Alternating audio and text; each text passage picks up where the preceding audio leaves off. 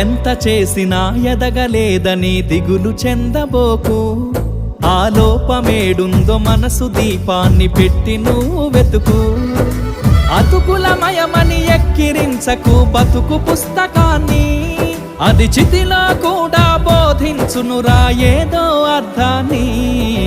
రాదురా ఏ విజయం నీ కోసం నా కోసం, ఎటుపోదురా నువ్వు చేసిన కష్టం ఎప్పటికైనా సొంతం.